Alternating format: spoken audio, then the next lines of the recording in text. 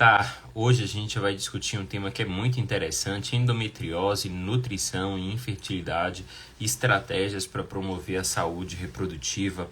E eu tenho uma convidada super especial, a Larissa, que é uma nutricionista parceira, tá com a gente aí, compartilhando os pacientes e os nossos resultados de sucesso. Deixa eu convidar a Larissa para entrar aqui na nossa live.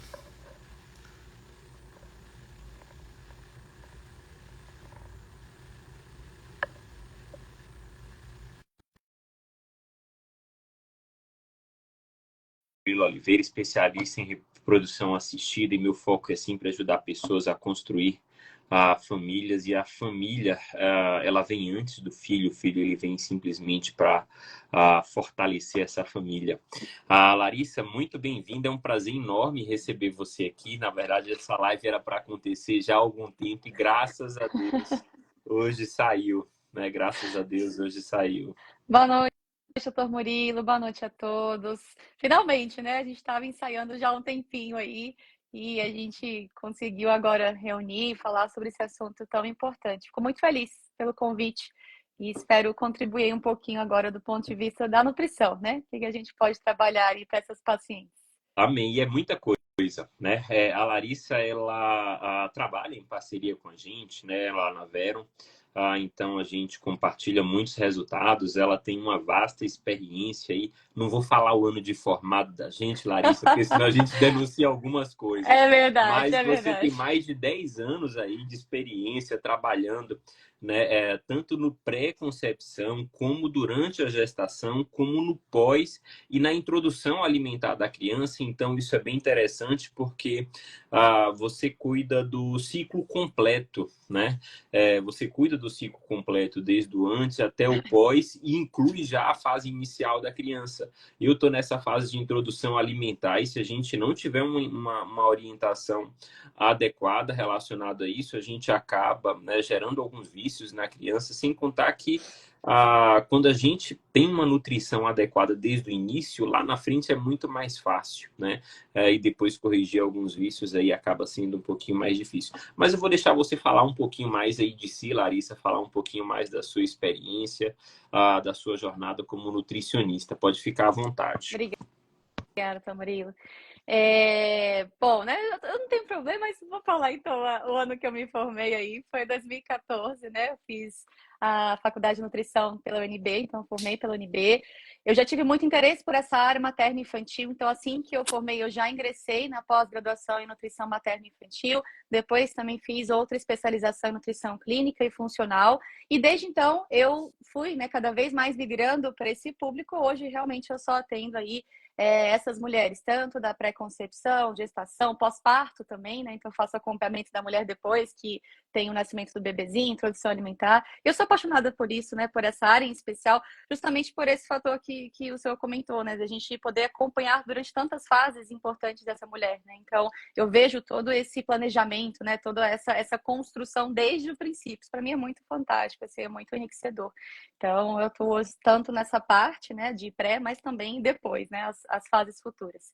E atendo na Verum também, né, os pacientes que vocês me indicam, a gente tem essa parceria aí muito interessante, com certeza, isso é muito importante também. A nutrição ela é bem interessante porque ela tem a capacidade de mudar a vida das pessoas através do natural, digamos assim, né? Eu tive uma relação com a nutrição que começou ali por volta dos meus 28 anos, quando na minha vida, né, de médico, residente, dava muitos plantões, tinha aquela vida desregrada, né? O estresse lá em cima, comia o que aparecia pela frente. E aí eu descobri que eu estava pré-hipertenso, né? E aí eu falei, putz, cara, assim, jovem, né? Menos de 30 anos de idade, ter que ficar tomando medicação de maneira crônica, né? Foi algo que me impactou muito. E aí eu falei, não, peraí, né? Eu vou tomar vergonha na cara. E foi aí que eu comecei, né, a melhorar meus hábitos alimentares, a escolher melhores alimentos, a fazer atividade física. E desde então eu costumo falar que são vícios vícios positivos que eu adquiri na minha vida e que eu acho que não vão sair tão cedo porque uma vez que você vê o benefício do seu organismo funcionando de maneira adequada, que você tem um peso adequado, que você tem disposição, que você adquire um padrão de sono bom, você não quer retroceder, você não quer voltar atrás. Eu não preciso tomar remédio para hipertensão, porque eu não sou hipertenso, não sou nem pré-hipertenso, né? Então, a minha relação com a nutrição começou mais ou menos aí nesse período. E tem uma coisa que eu sempre gosto de frisar, Larissa, para os pacientes que chegam para a gente no consultório, né? Porque todo mundo chega viciado numa suplementação. Tá, doutor, como é que você vai me suplementar? O que que você vai prescrever para mim, para o meu marido? Aí eu costumo falar que nas piores condições reprodutivas, às vezes aquela paciente que tem abortamento de repetição, que tem falha de implantação recorrente, o que é o maior grau de evidência de padrão de melhoria para esses pacientes são manter bons hábitos alimentares, fazer atividade física regular, né? E aí a gente Perfeito. tem uma dimensão do impacto, né? Que é simplesmente a gente retomar os bons hábitos que deveriam já estar com a gente aí na vida toda, né? Que deveriam estar com a gente aí na vida toda.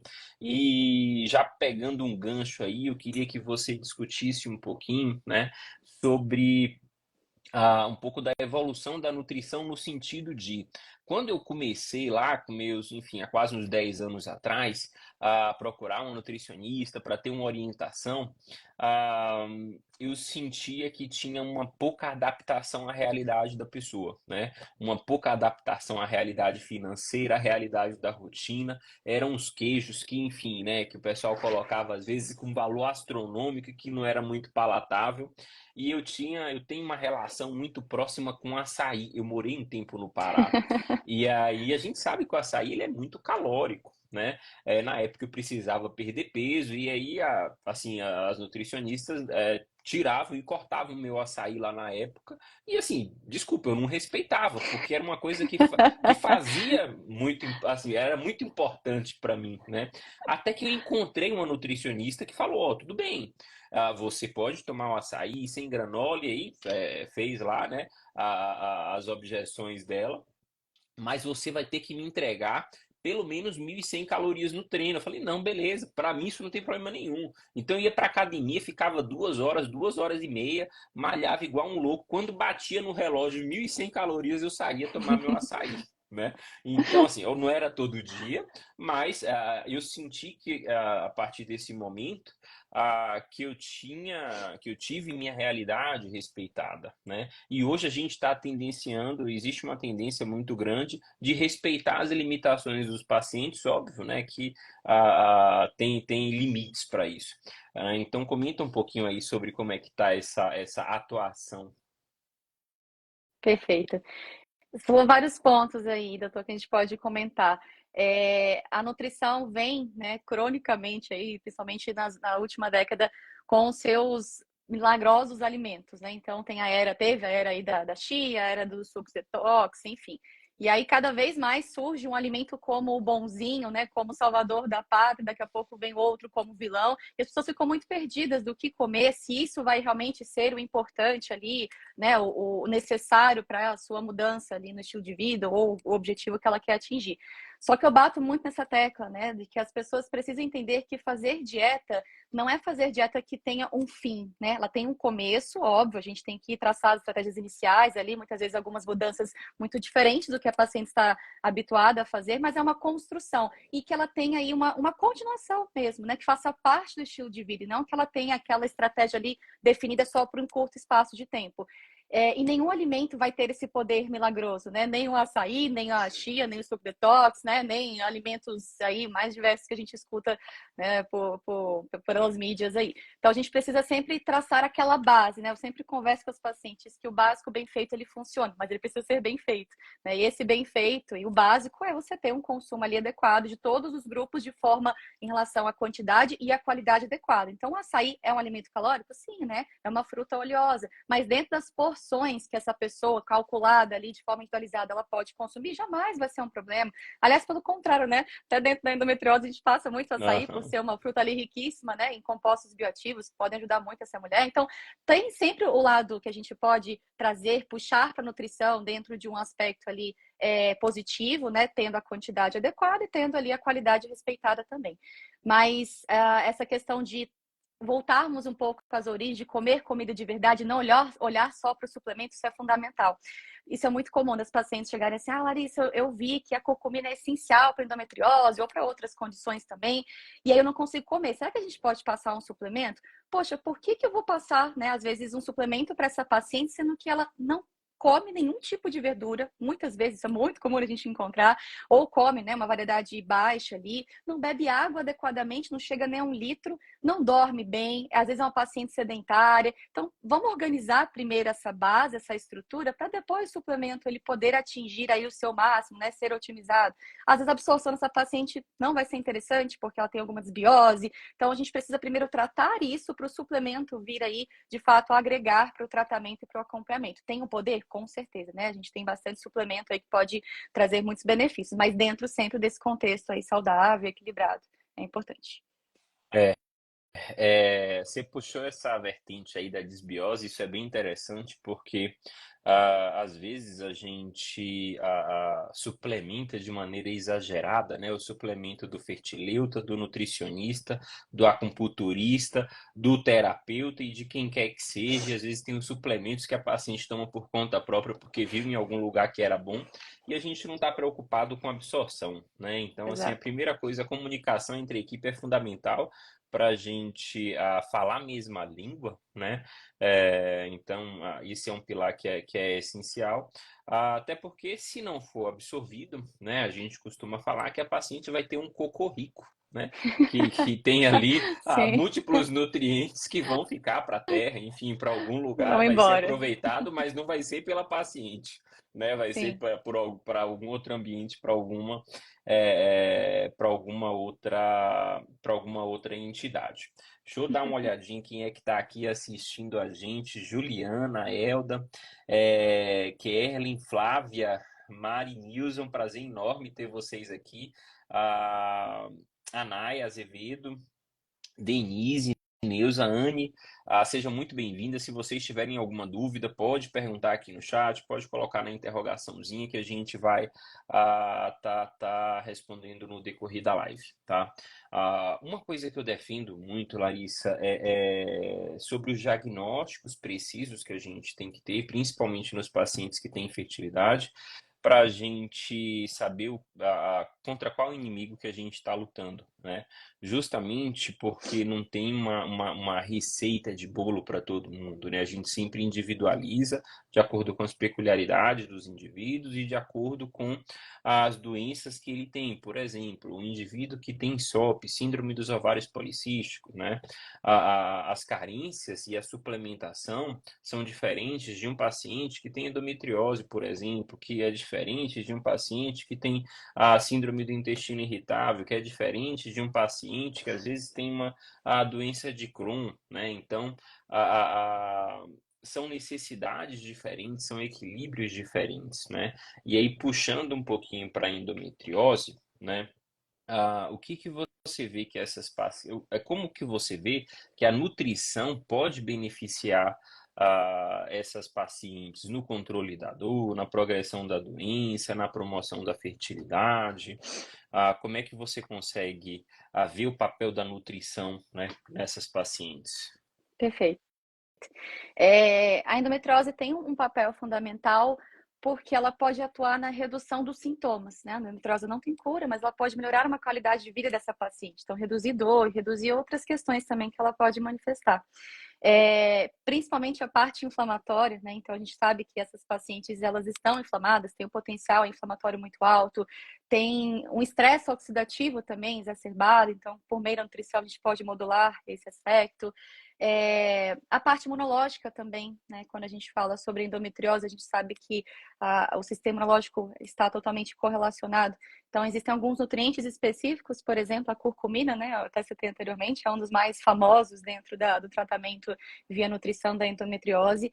E a curcumina atua lá no sistema imunológico, ativando algumas células específicas que vão ajudar a silenciar, né, a frear um pouquinho aí o desenvolvimento dessas células endometriais que estão fora do útero, se desenvolvendo ali, tendo as suas replicações. Então, isso é muito fantástico, né?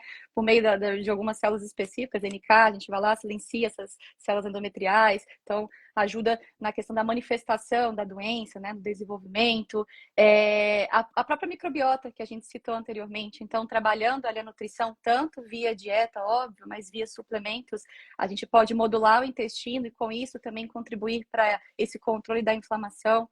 Tem até um trabalho, eu estava, né, estudando alguns pontos para a gente citar aqui, para as pessoas também terem mais informações.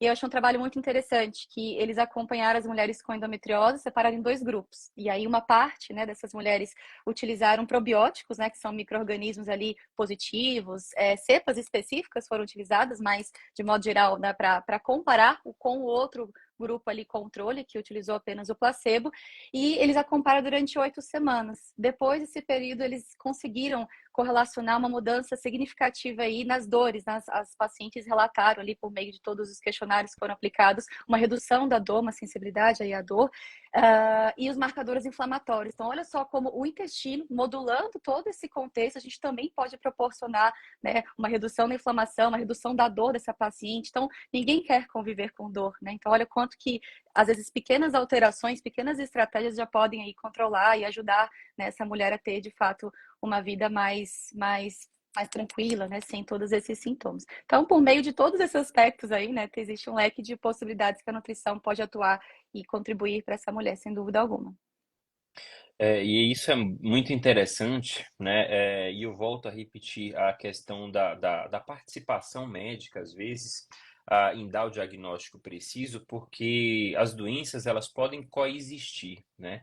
E aí, sempre quando eu falo sobre isso, eu lembro muito de uma paciente que tinha endometriose, ela vivia em emergência, às vezes tomava opioide forte, morfina, né? Ela tinha um bloqueio do eixo hormonal, na época ela não queria engravidar, mas era uma paciente que sentia dores com frequência, né? E aí, de repente, assim, me veio na cabeça, né, pedir uma avaliação para ela para um gastro, e ela tinha intolerância à lactose também, e não sabia, e aí era uma coisa que acabava, né, dificultando o controle da endometriose. Às vezes a dor era simplesmente pela intolerância, às vezes assim, uma coisa é você controlar uma dor, outra coisa é você controlar duas dores, então às vezes acaba sendo um pouco mais difícil.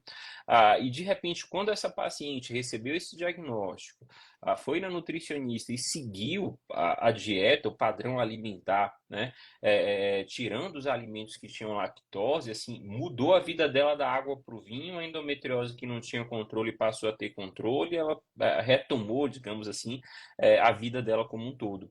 Então, e às vezes essa sugestão, né, essas sugestões de diagnósticos diferenciais, elas vêm também do próprio nutricionista, né? Ela vem do próprio nutricionista porque às vezes enfim, nos testes terapêuticos, nos testes nutricionais, você acaba retirando determinados tipos de alimentos que são pró-inflamatórios, né? Às vezes alimentos que têm glúten, tendo uma restrição um pouco maior, os farináceos, né? E aí esses pacientes melhoram. Então, às vezes, pode ser um indício de algum tipo de intolerância alimentar também associado ao paciente, né? Sim, sim, é É, muito comum se- acontecer.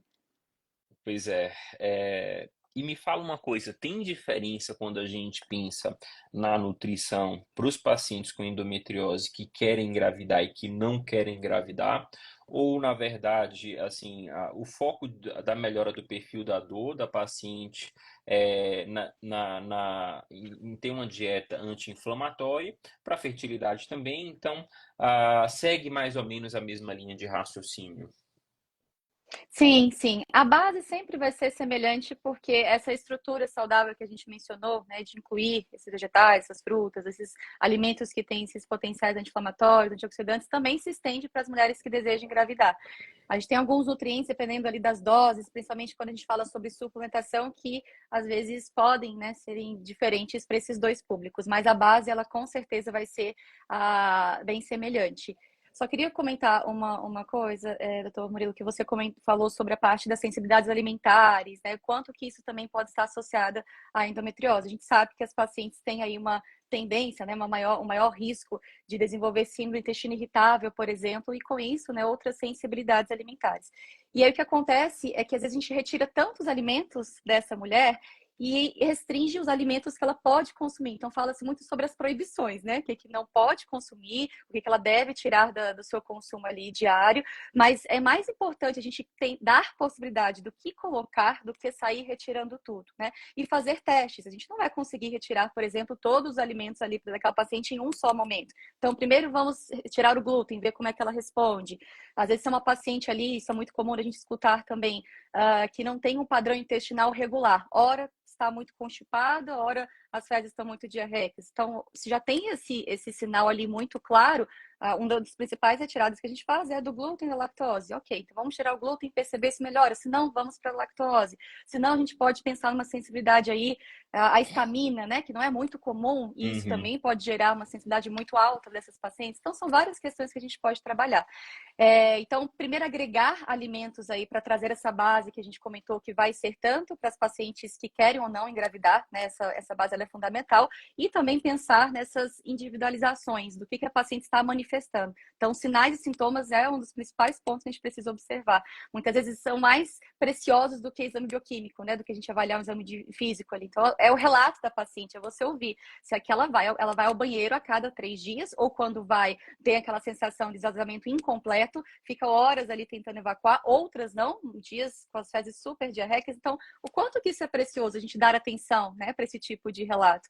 Então, com certeza, investigar essas sensibilidades é um dos primeiros pontos aí que a gente faz para as pacientes que têm essas queixas, e ainda se está associada à endometriose, sem dúvida alguma.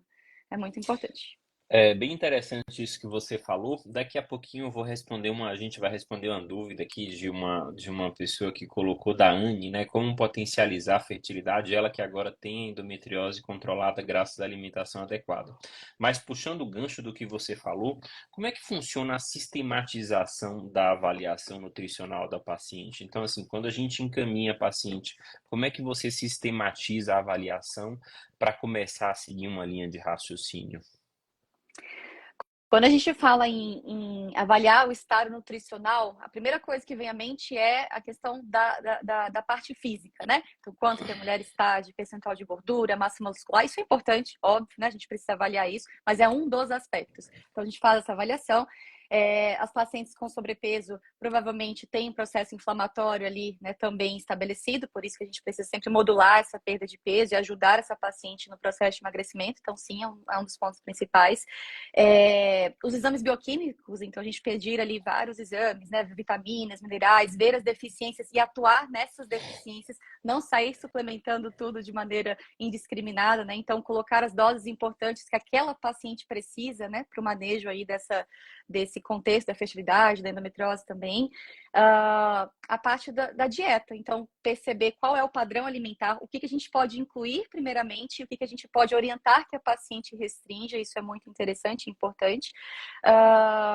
A parte também que a gente também acaba tendo um pouco mais de dificuldade, a questão ambiental que eu falo, né? Então, nesse contexto, a gente precisa avaliar o sono, a gente precisa avaliar, como eu falei anteriormente, a ingestão de água, se faz exercício físico ou não, se a paciente, por exemplo, faz o uso de medicamentos por conta própria, isso é muito comum, né? A gente pegar pacientes que têm esse tipo de conduta.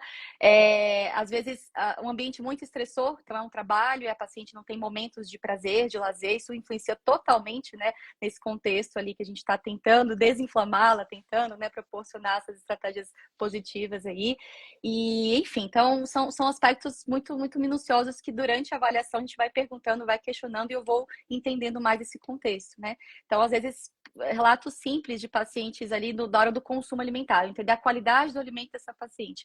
E aí ela fala, eu compro em mercados normais, até isso eu pergunto, né? O que ela vai ao mercado, qual mercado que ela vai, qual tipo de produto que ela compra.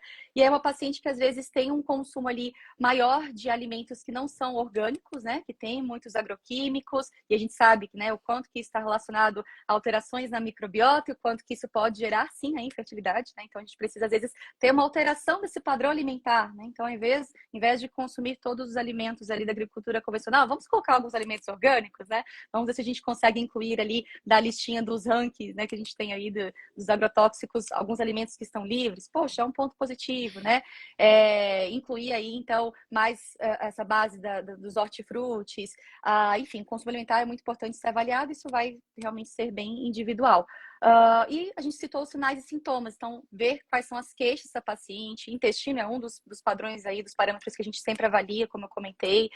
Se tem dor, qual é o momento dessa dor, né? Se tem o grau de intensidade também. Então, observar todo esse cenário é muito importante. Aí tem várias questões, né, na anamnese que a gente se atenta. Então, acho que pincelando seriam mais ou menos esses pontos aí a serem observados. Como é que você faz a avaliação, Larissa? Aí agora é uma dúvida um pouco pessoal, já estou aproveitando a live aí para perguntar algumas coisas.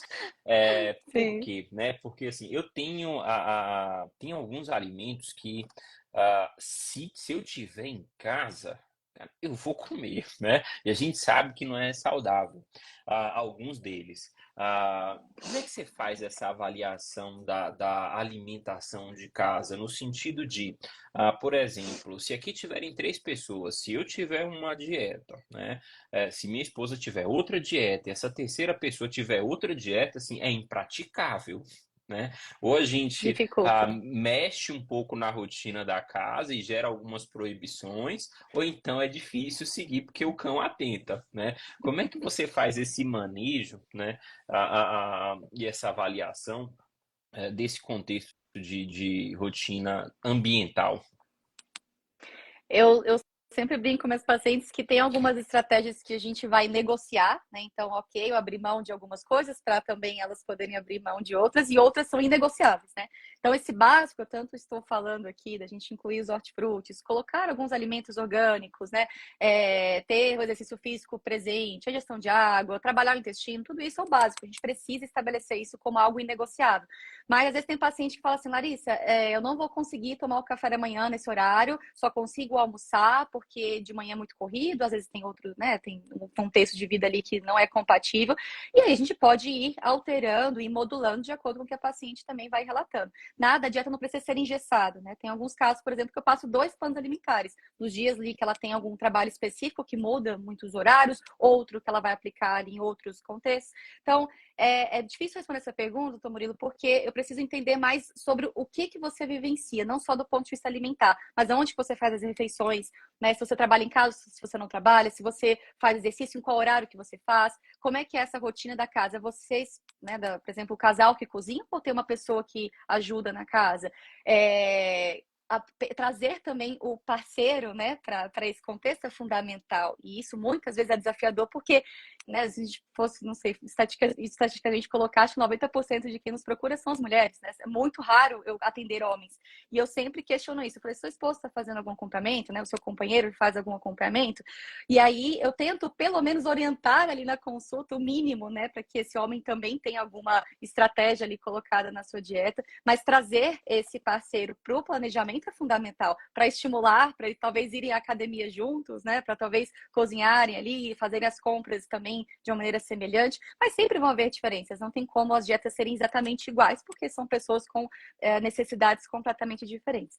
Mas é basicamente isso. Assim, eu tento sempre deixar a dieta o mais praticável possível, né? A adesão da paciente é fundamental. Não adianta eu passar uma dieta ali super, né, com todos esses componentes são importantes e o fracionamento adequado, tá lindo no papel e a paciente não conseguir colocar em prática, né?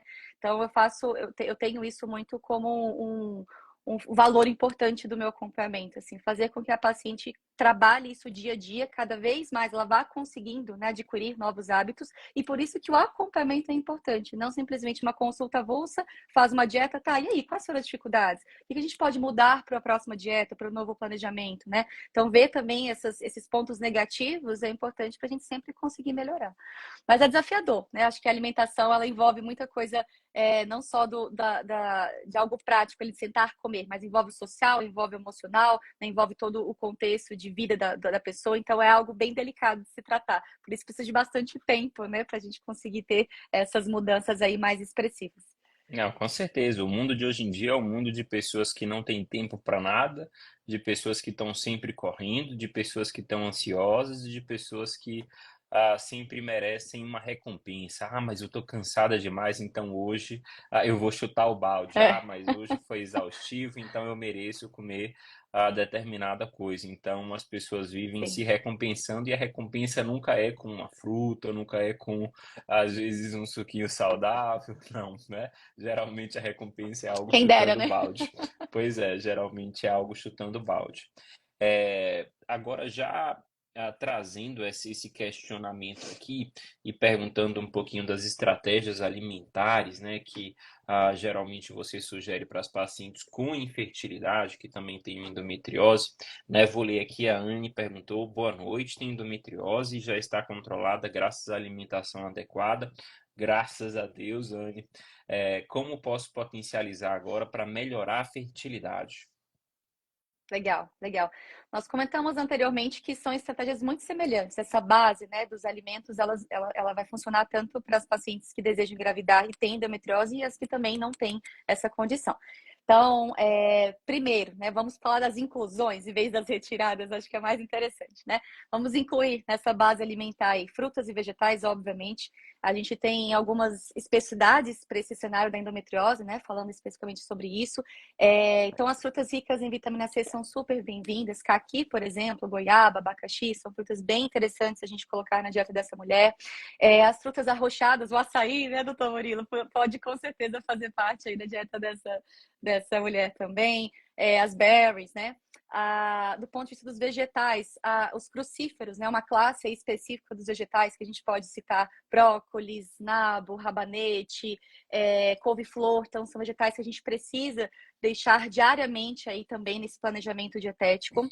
E todos esses alimentos, né, os hortifrutis de modo geral, sempre, se pudermos colocar orgânico, a gente vai ter com certeza mais benefícios, né? Se não, o que a gente colocar com certeza vai ser positivo. Todos esses alimentos têm muitos compostos bioativos, então podem ajudar aí a reduzir a inflamação, né? Reduzir essa oxidação que essa mulher também apresenta. Então, primeiro de tudo, incluir esse básico que são as frutas e os vegetais, em especial esses que eu citei aqui para vocês. Incluir também um alimento que é muito fácil, né? A gente encontra aí sempre nos mercados, às vezes os pacientes têm receio de utilizar no dia a dia, que é o azeite, né? Às vezes, eu não posso usar tal azeite para cozinhar, ou li que óleo de coco é melhor. O azeite, com certeza, sem dúvida alguma, é a melhor gordura que se tem para utilizar tanto cru quanto para fazer os alimentos refogados. A gente tem bastante correlação, né? Trabalhos aí que colocam o azeite também com uma redução das dores das pacientes que apresentam endometriose, na diminuição das lesões, né, dessas pacientes também, isso é muito interessante. Então, não é também colocar qualquer azeite, eu acho que vale a gente trazer aqui algumas estratégias para a escolha desse azeite, um azeite de boa qualidade, né? É interessante que seja sempre naqueles vidros, né, em recipiente de vidro e não de plástico. Esses dias eu fui ao mercado e vi um recipiente lindo, assim, carérrimo, né, aquele azeite. Mas estava num recipiente totalmente transparente, então não faz sentido você investir, né, num produto desse, sendo que não vai ter um bom benefício. Então, recipiente de vidro, escuros é importante, e olhar sempre no rótulo se o grau de acidez desse azeite é até 0,5. Isso é muito importante. Então, né, visto aí esses pontos, incluir esse azeite na dieta é muito interessante. O chá verde também é um alimento, né, um chá, uma erva. A Érica também comentou ontem, né, na Uhum, live sobre o chá verde. é. Tem muitos compostos bioativos aí, as catequinas são fundamentais para controle de inflamação dessa paciente. O chá verde, o chá de gengibre também, a gente pode colocar como uma estratégia aí para essa mulher, né? Então, basicamente, acho que se a gente pudesse citar alimentos importantes, seriam esses. De restrição, também é muito importante, né, a gente tomar cuidado aí com o excesso de alguns alimentos. Então, básico, que é restringir açúcar, farináceos, né, as farinhas brancas, os embutidos, então presunto, peito de peru, salsicha, salame, é importante ali não ter o consumo, né, durante esse período aí para reduzir a inflamação, isso é muito, muito interessante. Carne vermelha também, a gente tem bastante correlação aí do processo pró-inflamatório desses alimentos, né, que a carne pode gerar. Então, se a paciente fala assim, Larissa, eu nem faço questão de carne carne vermelha eu já excluo, a gente coloca outras fontes proteicas, trabalhar com peixes, trabalhar com sardinha, atum também, são super bem-vindos. Se não, pelo menos colocar aí a frequência de 2 vezes por semana é interessante a carne vermelha, tá? É um consenso que existe, né? Uma recomendação do consumo dessa carne.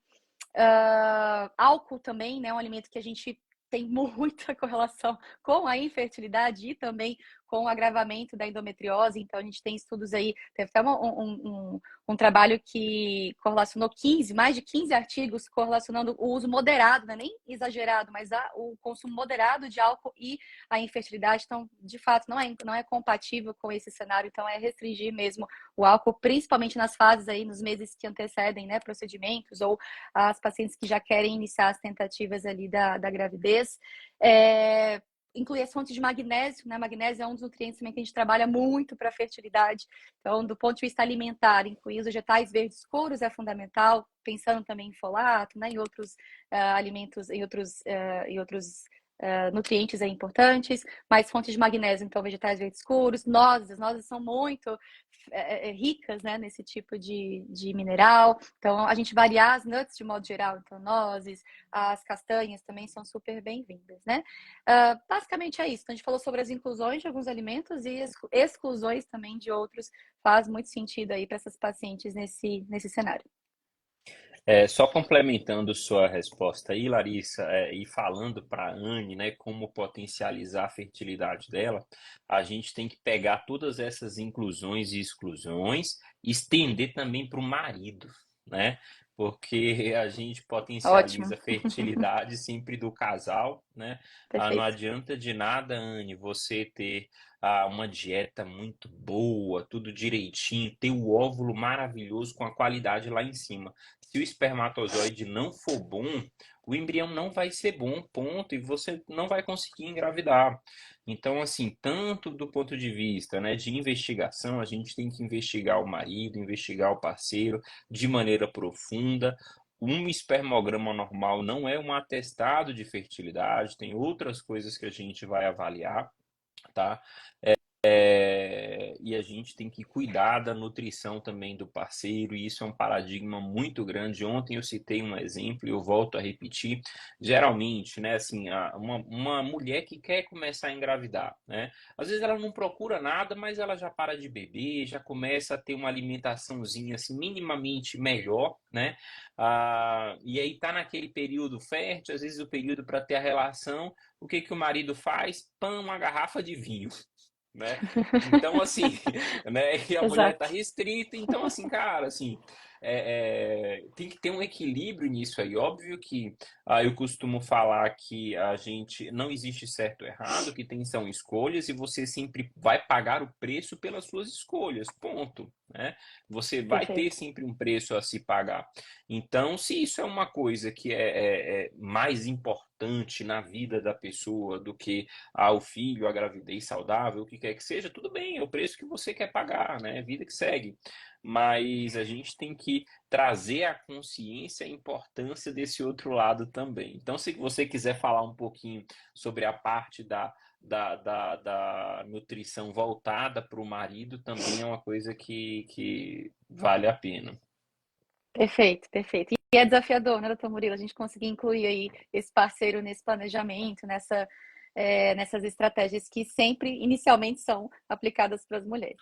Mas tudo isso que eu falei em relação às frutas específicas, os vegetais, os crucíferos, a retirada, né, desses alimentos que são pró-inflamatórios, enfim, é válido também para esse homem. Então é importante a gente estender essas mesmas orientações, mas alguns nutrientes em especial a gente pode colocar ali tanto na suplementação quanto na dieta. Então, o tripé que eu falo que é o básico aí, que é magnésio, zinco e selênio, né? São 3 nutrientes essenciais aí para a saúde do espermatozoide. Então, isso é muito importante a gente incluir tanto as fontes dietéticas, citei algumas, então as nozes, os vegetais verdes escuros também são super interessantes. E 2 nutrientes que eu acabo também, quando atendo os homens, né, suplementando, a gente tem bastante benefício, é a arginina. A arginina ela ajuda muito na motilidade desse espermatozoide, então normalmente eu prescrevo via suplementação aí para esses companheiros. parceiros, né, para esses homens, e também a astaxantina. A gente tem alguns trabalhos mais recentes pelo seu potencial antioxidante. Então, quando, né, eu também coloco ali na prescrição, eu gosto muito de ir rotacionando as estratégias antioxidantes, e uma delas é a astaxantina, e vem com bastante benefício, né, para a fertilidade masculina. Então, fora tudo isso que eu falei, essa base aí que a gente citou, né, desde o começo da live, é muito importante se estender, sem dúvida alguma.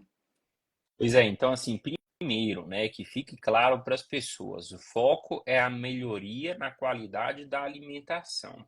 Perfeito. Depois a gente pensa em suplementar o que a alimentação ou padrão alimentar daquela pessoa não consegue suprir, né? Terceiro, a gente avalia aquelas suplementações que não são dietéticas, que você não vai conseguir fazer de maneira nenhuma, né? Mesmo que você ingira grande quantidade ou tenha ingesta de grande quantidade de alimento. Por exemplo, coenzima Q10, né? E aí, quando eu falo desses suplementos, né? Quando eu dou sugestões desses suplementos, é importante saber que isso são sobrecargas transitórias que a gente faz para ter um benefício pontual. Ah, então você quer melhorar a fertilidade, você usa por determinado momento para ter o efeito anti-inflamatório, acabou aquele período, suspende e continua com o padrão alimentar, que é o que vai ficar a longo prazo, a vida toda, daquele paciente. Então, Larissa, se você quiser falar um pouquinho agora, né, dessa parte da suplementação, o que suplementar, uma vez que a gente já falou da avaliação, já falou dos padrões alimentares, o que incluir, o que excluir. Na verdade, assim, antes de falar disso, né, já colocaram aqui, e eu gosto muito, né, de café. Né? O café, ele atrapalha na fertilidade, o café, ele atrapalha nesse padrão de dor das pacientes que têm endometriose, e eu sou um viciado em café, tá? Mas eu já consegui para ter somente o café matinal sem açúcar. Né? E aí Olha eu aí. comecei a descobrir a diferença dos sabores do café. Então hoje, assim, eu sou um fã de café, café artesanal, sem açúcar. Eu até brinco com as minhas pacientes. Falei, se você toma café com açúcar, você não gosta de café, gente. Já começa por aí. Ai, ai, mas quando a gente fala sobre café, mexe muito, né? Porque é algo muito cultural. A gente tem esse padrão alimentar, né? De tomar café com café. E durante o dia também as pacientes normalmente gostam muito. O que acontece? Sobre o ponto de vista da endometriose, a gente não tem uma correlação direta da cafeína, né, com a, uma interferência negativa para a endometriose, nesse cenário específico. Mas a gente sabe que para a infertilidade, sim. Né? Então a gente precisa sempre juntar esses dois fatores. Para a fertilidade, os últimos trabalhos, pelo menos, eles trazem riscos negativos com o uso da cafeína em doses menores, né, em doses pequenas, às vezes de 50, 100 miligramas. Então, eu neste momento de preparo para a gestação, se possível, restringo de fato a cafeína, né? Ou se é algo inegociável para a paciente, quando eu já estou fazendo a anamnese, eu coloco até 50 ml de café, né? Que é uma xícara pequenininha ali pela manhã, sem açúcar, obviamente. E óbvio que ao longo do dia a gente tenta incluir o café descafeinado. E eu indico algumas marcas específicas dos cafés descafeinados, porque a gente tem também na indústria aí algumas diferenças desses produtos. Tem marcas que são mais naturais, que essa descafeinação é feita pela água, então são essas marcas que eu indico normalmente. Então é um ponto também a ser observado aí na indicação desse tipo de café. O grande ponto é que a gente ainda tem algumas recomendações, tanto internacionais quanto nacionais, que colocam essa dose aí, não é do café, mas de cafeína, de 200 miligramas ao dia. É uma quantidade muito grande, se a gente for colocar isso na bebida em si. Então, ao mesmo tempo que a gente tem esse consenso, é questionável, porque outros trabalhos, como eu comentei, já relacionam a abortamentos, né, outros desfechos negativos. Por fim, a minha orientação, isso vai muito do profissional, de fato, que está ali assistindo essa mulher, mas normalmente eu não indico na pré-concepção ou em casos mais pontuais, aí eu coloco até essa quantidade de uma xícarazinha pequenininha pela manhã. Agora, o descafeinado dessas marcas especiais, sim, a gente pode colocar com uma quantidade um pouquinho maior. Então, mais ou menos nessas porções aí. Maravilha. Então, dúvida respondida. E para o homem? Da mesma Você forma. restringe, tá? Sim, da mesma forma, da mesma forma. No homem, a gente não tem tanto trabalho, né? Correlacionando a cafeína em especial para esse ponto da fertilidade. Mas, né, até por uma questão de companheirismo, até brinco com as pacientes. Depois saiu, o seu parceiro vai fazer o café, aquele cheirinho, você vai ficar mais tendenciosa a tomar. Então, é algo que eu sempre converso ali. Tente organizar a rotina ali da família para não ter um café, ou só ir nesse horário específico que a gente combinou, né? Para que também não corra esse risco aí de tomar em quantidades maiores. Mas eu estendo também. É aquela questão, né? Se tá na nossa frente, às vezes a tentação é maior, É então maior. é É, difícil aderir mais, principalmente quem gosta, principalmente quem gosta. Fala um pouquinho pra gente, Larissa, agora sobre as suplementações, né? O que que você faz de rotina, o que que você talvez faz ou sugere de diferente para endometriose e para tá. fertilidade, né? Sim. Tem alguns nutrientes que a gente sempre acaba colocando, né? Independentemente ali dos exames, dos sinais, dos sintomas, né? São alguns clássicos aí para esse tratamento da fertilidade. Então, se a gente fosse eleger o primeiro, seria o ômega 3, sem dúvida alguma, né? A gente precisa prescrever tanto para a mulher quanto para o homem. Fundamental que o homem também tenha o consumo de ômega 3. E não é qualquer tipo de ômega 3, então tem algumas marcas específicas que a proporção de EPA é maior que a de DHA, isso é fundamental para a fertilidade, para a endometriose também. Então, o que a gente tem de mais trabalho é com o EPA, não é com o DHA. A gente fala tanto sobre o DHA na gestação, na importância que tem a nível Uhum, neurológico, enfim, há outras questões também da gestação, mas nesse período de pré-concepção, fertilidade, é importante ter uma concentração maior de EPA. E as doses, né, a quantidade, aí, a porção do ômega também é maior, né? Então, de 3 a 4 cápsulas, dependendo do tipo de ômega. Uma cápsula já não é interessante, não faz o efeito, né? Não tem ali uma comprovação, né, de efeitos positivos diferente dessas doses maiores. Então, com certeza, o ômega 3 é um dos nutrientes mais importantes. Vitamina D, então, óbvio que isso a gente precisa avaliar, e a dose é totalmente individual. Tem pacientes ali que vão apresentar deficiências, é muito comum a gente pegar, né, nos exames ali, pacientes com essa deficiência. E algo que eu acho que é importante a gente citar aqui é que as referências laboratoriais elas são muito questionáveis, né, doutor? Então, a vitamina D, por exemplo, é uma delas, né? A gente olha ali as referências até 30, a paciente está com uma vitamina de 32 e está achando excelente, né? Sendo que quando a gente vai estudar e ver ali os trabalhos, a maioria, pensando em fertilidade, pensando em controle da endometriose, inclusive, essa referência pula acima de, né, a gente coloca acima de 50, mas entre aham, 40 e 60 seria essa quantidade ideal. E uhum. aí, olha só como é importante ter um profissional que olha e fala, não, pera lá, tá acima, mas vamos colocar uma dose um pouco maior, vamos fazer um ciclo, talvez, de uma dose de ataque, depois reduzir para manutenção. Então, tudo isso precisa ser avaliado. Então, a vitamina D é fundamental para a redução das dores também dessa paciente de endometriose. A gente tem, né, bastante correlação aí com o aumento desse nutriente e essa associação. Deixa eu só fazer um Zinco parênteses também, aí por desculpa, favor. relacionado à Imagina. vitamina D. Isso que você falou, Larissa, ela é muito importante, porque a gente guia essa suplementação baseado numa avaliação, né? Vitamina D tomada em excesso, ela também é tóxica e faz mal e tem consequências negativas que podem ser sérias, né? Principalmente chegar em níveis aí acima de 120, né? Então, não é você ir na farmácia, comprar lá a cápsula de vitamina D e ficar tomando de maneira aleatória, porque isso pode trazer prejuízo. Suplemento também é medicação, tá? A Exato. gente precisa utilizar uma dose adequada, tá? Para evitar prejuízos. Então, foi só essa observação aí relacionada à vitamina D, mas pode continuar. Perfeito. Zinco e magnésio, a gente inicialmente, óbvio, coloca as fontes alimentares, mas se a paciente ali no exame bioquímico apresenta uma deficiência, eu prefiro suplementar logo, né, para garantir bons níveis e depois a gente trabalha ainda ou paralelo ali essas fontes na dieta. O zinco e magnésio também entraria como suplementação individual, a dose ali dependendo, como eu comentei, dessa necessidade. NAC, né, anecetilcisteína, também é um nutriente super interessante que eu praticamente prescrevo para todos os pacientes aí que estão, né, nesse preparo para a gestação. Então, é um nutriente que a gente tem bastante também comprovação, né, e bastante resultado positivo aí do ponto de vista de ser anti-inflamatório, né? Então, é importante a gente pensar nessa suplementação. Curcumina, né? Eu citei lá no comecinho da live, mas é um dos nutrientes aí que a gente tem também maior maiores estudos, né, em volume mesmo, em quantidade. E a curcumina, primeiro, a gente pode negociar com a paciente via dieta, né, pensando em um contexto que essa cúrcuma é colocada, porque não é só colocar e consumir no shotzinho pela manhã, a gente precisa entender a quantidade, né?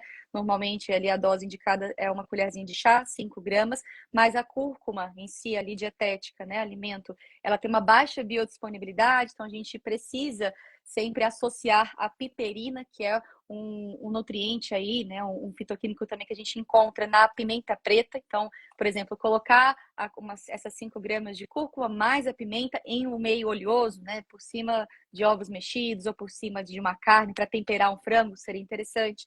Então, só shotzinho matinal que muitas pacientes fazem não dá, né, não traz esse efeito benéfico aí, esse poder anti-inflamatório que a curcumina tem. E se assim não conseguirmos via dieta, a gente também pode prescrever em doses maiores aí a curcumina em cápsula. Também é muito benéfico para esses pacientes, redução das dores, né, redução aí do desenvolvimento da endometriose, sem dúvida, é muito bem aplicável. Resveratrol também é outro nutriente, né, que a gente primeiro coloca as fontes dietéticas ali, óbvio, né, os antioxidantes ali na dieta, mas em doses maiores acaba indo ali via suplementação. Então é um dos nutrientes que normalmente aí a gente prescreve para essas pacientes. E probióticos, né? Eu sempre falo isso para meus pacientes. Não adianta também a gente colocar probióticos, sendo que toda essa base que a gente conversou na live aqui não estiver bem feita. Então, a gente precisa, dentro de um cenário, trazer essa saúde intestinal também. E uma das estratégias são os probióticos também consumidos diariamente. Basicamente, acho que são esses, doutor Murilo. Óbvio que a gente sempre analisa os exames e o complexo B, né, e outros nutrientes básicos ali, a gente coloca, mas se eu fosse citar os principais e os mais estudados para endometriose, para esse cenário, seriam esses. E para o homem voltado mais para a fertilidade, né? O que que a gente tem de importante aí na suplementação? Óbvio, volto a repetir, isso é sempre individualizado, então assim, não é para pegar essa live, fazer a lista e ir amanhã na farmácia, Exato. então assim, isso é sempre individualizado, mas é importante vocês saberem, né?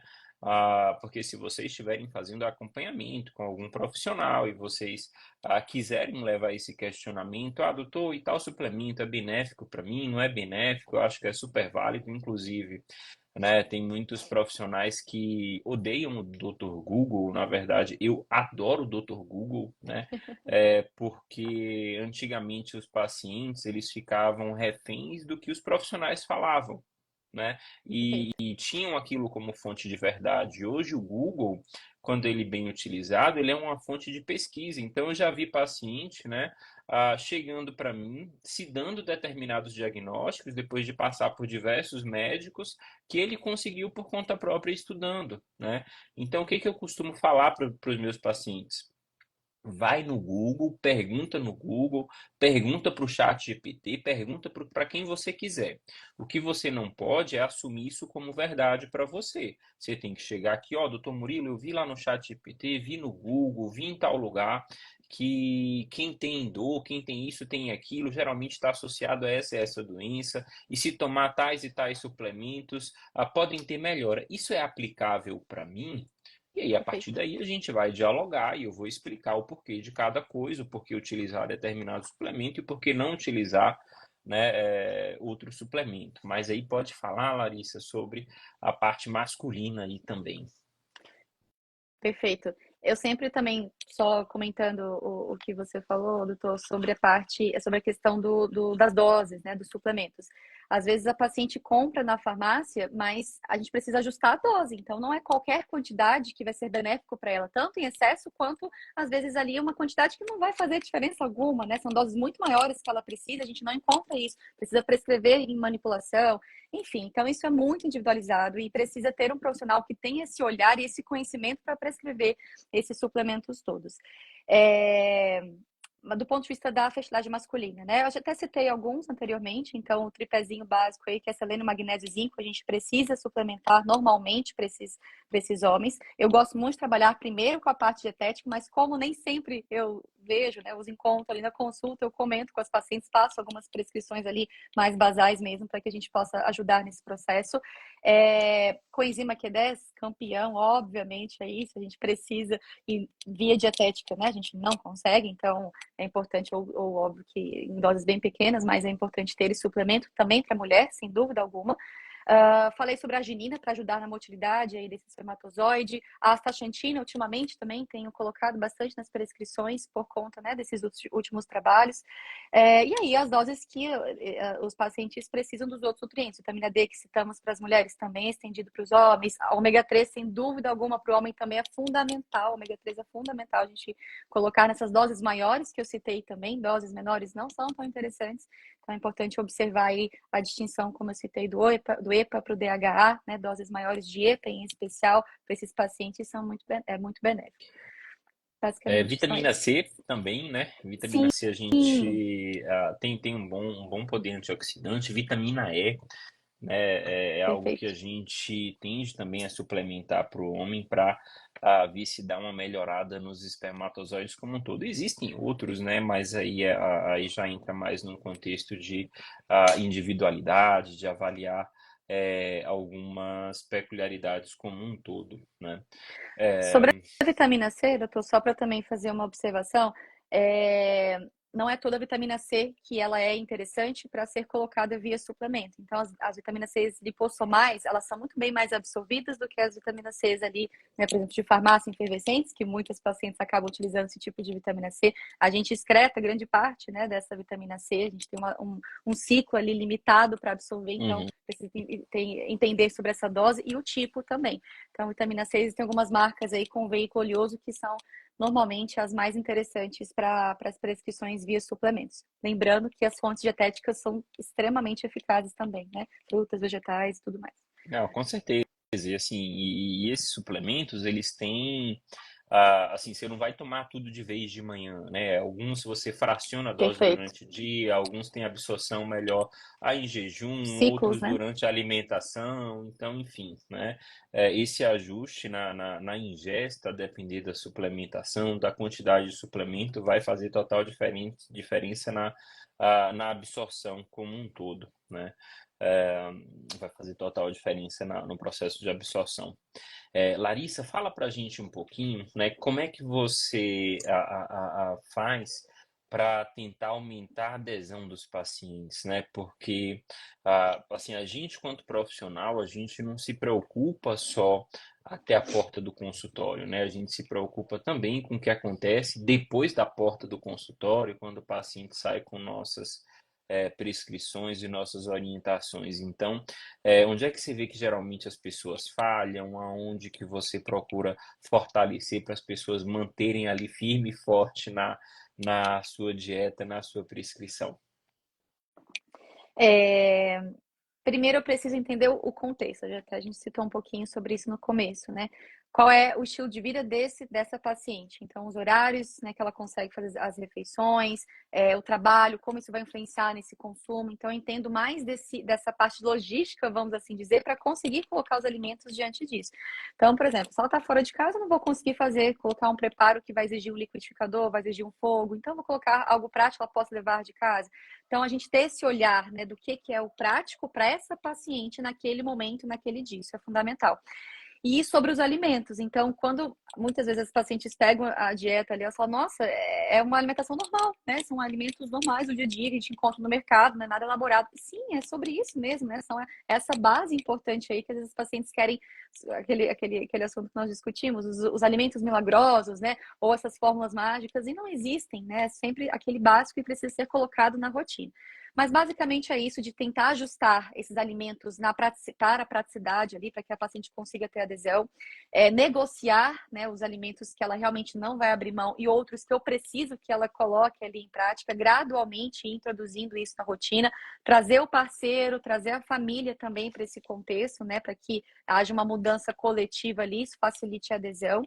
E um dos pontos mais importantes, doutor Murilo, é sobre o acompanhamento, né? Então, como eu falei, a paciente vai lá, a gente faz um encontro eu mando a dieta e pronto, eu vejo ela daqui 3, 4 meses. O que que deu certo desse planejamento inicial que a gente prescreveu? O que a gente poderia ter mudado lá atrás que poderia ter melhorado essa adesão? Então, o feedback dessas pacientes é muito importante para entender o que que a gente pode colocar de novas estratégias para que ela tenha ali um sucesso, né, e consiga seguir esse planejamento. Então, o acompanhamento, tirar as dúvidas, né, dar opções que ela possa fazer fora de casa, restaurantes interessantes, locais de compras dos produtos. Então, não é só prescrever ali o produto, onde ela vai encontrar esse produto, né? Quais são os locais que eu posso indicar ali que isso facilite a adesão. Então, quando a gente fala sobre o acompanhamento nutricional, não é só um papel com a dieta e horário, né? A gente tem todo esse cenário aí de materiais extras, complementares, mas são fundamentais para que ela consiga ter uma continuação aí com certeza melhor.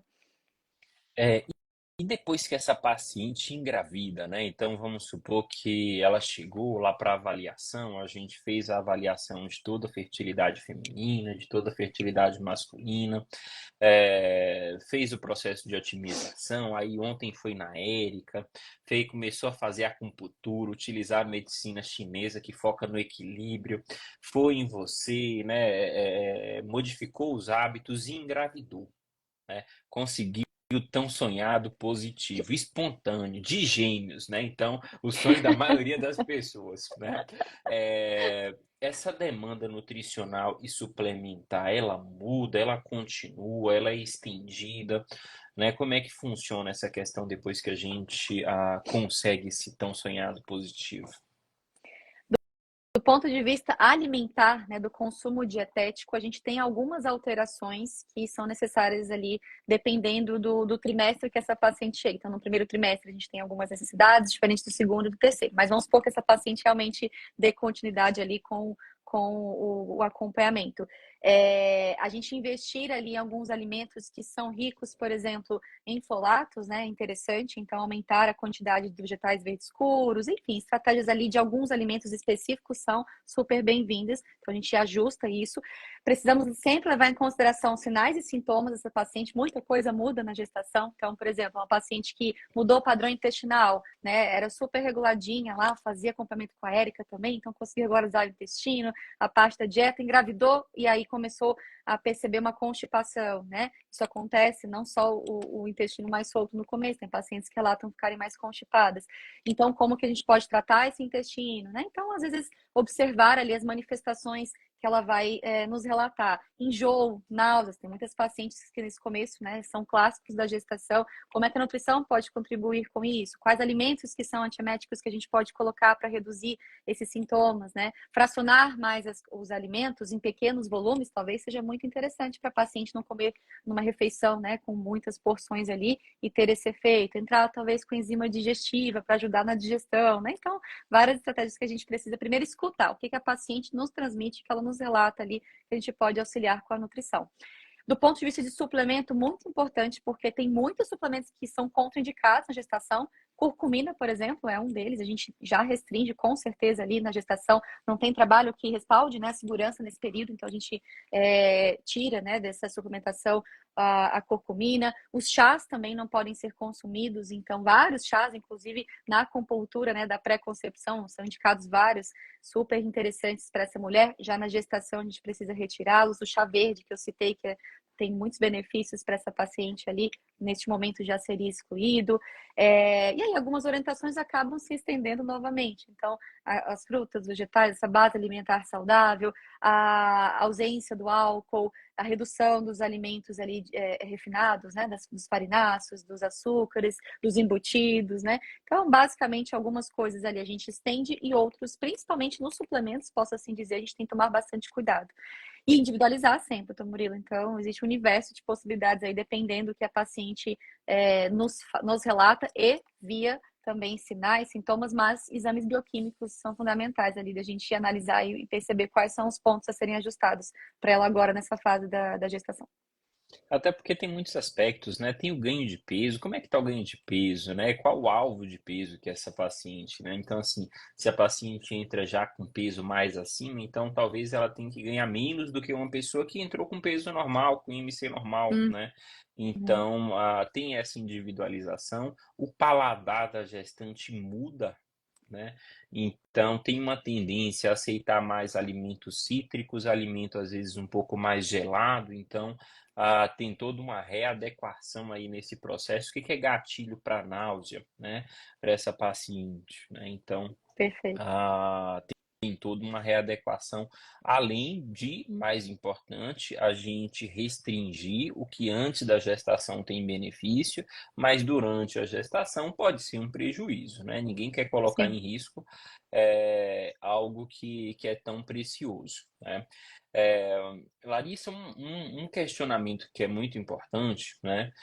E que às vezes as pessoas chegam com um comportamento mais imediatista. Então, chega, vai falar que faz dieta, faz uma semana de dieta, então esse é o tempo para a fertilidade já está 100%, digamos assim, de alguém que passou aí uma vida toda, uns 30, 35, 40 anos, né, chutando balde, né?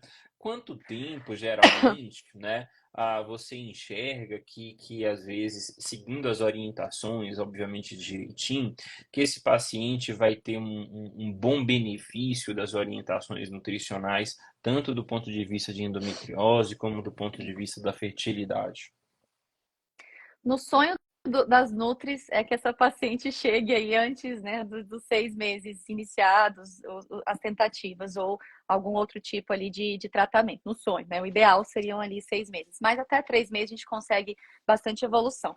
Mas depende desse contexto. Então, é um paciente que a gente precisa ajustar muito esse estilo de vida, é uma paciente que aquele básico ela não está conseguindo fazer, então a gente precisa modular, ajustar o sono, a gente precisa ajustar a ingesta de água, o consumo alimentar, a prática de exercício físico, enfim, todo esse cenário. Depois pensar em suplementação, eu vou precisar de mais tempo para a gente conseguir ajustar e a paciente conseguir colocar isso em prática, né? Então depende muito de fato de como a paciente chega para nós ali naquele momento. Mas pensando em tratamento, muitas vezes, né, até por FIV, até por outros procedimentos que já são muito bem estabelecidos ali, o cronograma, a gente precisa correr contra o tempo. E aí vai da dedicação, né, da disciplina daquela paciente em colocar todas as estratégias em prática. Mas do ponto de vista de trabalhos, que a gente tem melhorias ali com suplementação, com a dieta, 3 meses a gente já consegue perceber com certeza alguns marcadores inflamatórios reduzindo, né? Alguns marcadores da fertilidade também aumentando, para que a gente tenha um sucesso com certeza maior dessa paciente em relação à gestação. Então, de 3 a 6 meses, 6 meses seria o ideal ali, pelo menos, para a gente poder trabalhar todas essas questões. Isso é muito importante, né? Porque não adianta de nada a gente, como fertileuta, às vezes indicar a paciente fazer um acompanhamento nutricional e não esperar o tempo para a intervenção da colega ou da Nutri, né? A surtir efeito. Então, Sim, digamos que vai ser um maior efeito placebo. Óbvio que tem pacientes que, infelizmente, retardou muito a procura por N motivos e a gente pode não ter uma janela muito grande de espera e a gente acabar ter que fazer todas essas modificações durante o processo de tentativa, durante o processo de tratamento, mas existe um alvo ideal e a gente tem que se aproximar o máximo que a gente consegue dele. Se para determinados pacientes, né, a gente consegue esperar 15 dias, digamos, né, isso vai ter algum benefício. Não é o ideal, mas vai ter algum benefício. Se a gente perfeito. conseguiu esperar 3 meses, ótimo, maravilha, né? Se conseguiu esperar os 6 meses, né, melhor ainda. Mas o cenário que a gente encontra é um cenário muito mais desafiador, porque a pessoa só procura a gente na última das últimas. O que eu sempre defendo aqui na rede é que a gente, né, a gente que é fertileuta, não é sinônimo de fertilização in vitro. A gente sempre, a gente sempre quer que as pessoas engravidem o mais natural possível, né? Então, meu objetivo é simplesmente aumentar a chance de gravidez e que você tenha um bebê saudável nos braços ao final do processo. Então, eu sempre sugiro procurar a gente antes de tentar engravidar. Até porque a Perfeito. gente consegue abraçar como equipe multi essa paciente precoce, ter as intervenções adequadas, né? Mudar os hábitos como um todo para que ela tenha uma gravidez tranquila e que ela tenha um bebê, né? Saudável no final de todo o processo, tá? Perfeito. Larissa, tem algo que você queira comentar mais, que você queira acrescentar ou tá tranquilo? Acho que a gente abordou aqui os principais pontos, né? Eu tinha preparado já algumas coisinhas para falar, falei, doutor Murilo, muita coisa, a gente precisa, né, classificar aqui o que, que vai ser mais interessante, porque Fragmentar as lives durante o ano. parte 1, a gente precisa ter isso com maior frequência, sem dúvida. Mas acho que foi muito enriquecedora essa conversa, né? A gente acho que pontuou aqui várias coisas que as pessoas já podem colocar em prática, inclusive, já podem ter essa mudança de consciência, né? Então, eu também gosto muito de tratar para minhas pacientes esse ponto, de que se elas não perceberem a importância que o acompanhamento com o médico especialista, com uma nutricionista especialista, com, né, acupunturista, o educador físico, enfim, que entenda desse período, se ela não tiver essa consciência, qualquer, né, estratégia serve, qualquer profissional está tudo bem, qualquer caminho a ser seguido aí também vai ser o importante, né, o necessário. E não, se a gente tem hoje, né, tantos profissionais que estudam só isso, estão determinados a ajudar essa paciente de forma individualizada, com certeza ela vai ter muito mais sucesso, né? E esse caminho pode ser encurtado, sem dúvida alguma. Então, acho que, inclusive, todas essas lives que você fez essa semana, a semana que vem tem mais, né? Que eu vi, são extremamente enriquecedoras para essas mulheres. Espero que todas consigam, né, assistir um pouco, absorver um pouco disso e procurar aí os caminhos, né? Os melhores caminhos para que elas possam seguir e ter o seu tão sonhado positivo. Mas só quero agradecer mesmo, Murilo, foi excelente. Acho que foi bem interessante, né? Tudo que a gente pôde abordar aqui nessa 1h15 de live.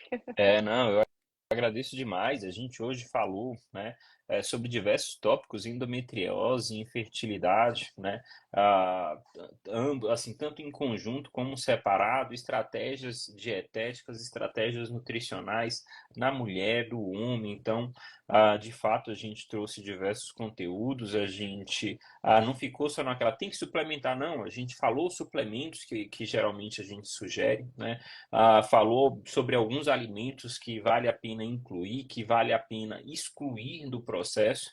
Então, minimamente, já dá para ter uma boa noção. Óbvio que quanto mais individualizado, melhor. E a mensagem final que eu deixo é que a gente tem que lutar e a gente tem que sempre ir até onde a gente consegue ir. Né? Cada um tem seu limite, mas eu falo que filho é coisa de Deus. Tive dificuldade no meu processo, mas estou com minha princesa aqui tem uns 7 meses.